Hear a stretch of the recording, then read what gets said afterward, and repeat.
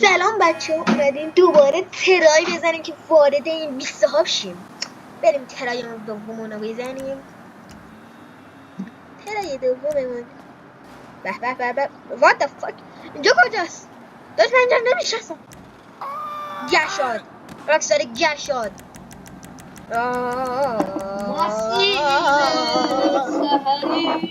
ای what the fuck، اینجا کجاست؟ ای بله عالیه. یعنی اونجا بازه؟ یعنی میشم که در حالت عادی رفت توش؟ نه اگه در حالت عادی بری توش میره چک اتفاقشه. عالیه. چون این نوع ویدیو رو هیچ جا نمیذارم، فقط منم که میخوام این نوع رو بزنم. آی بینام میتونم کجا دیگه بریم؟ کجا حال میده؟ حتما باید توش معلوم باشه که واردش شده. از بعضی جا اینطوری نیستن. بازار بنازم. بازار میخوایم چی داریم؟ حاجی فکر وارد هواپیما میشه شد. باش جمع کنید بریم. جمع کن برو. آقا چقدر سگیه بود.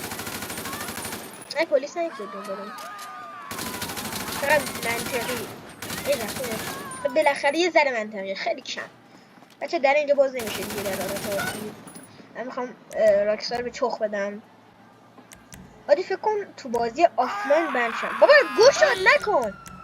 گشاد کریت نکن. سنت پلیس یه باره تو چو.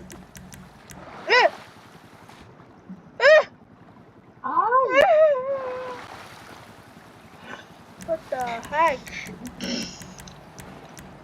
راکستار گشاد. بنازم به راکستار گشاد خودم. راکستار گشاد. بابا گوه خوردم نبودم ولم کن. تا ویدیوی بعدی با ما باشید، بگید خودتون رو بکن.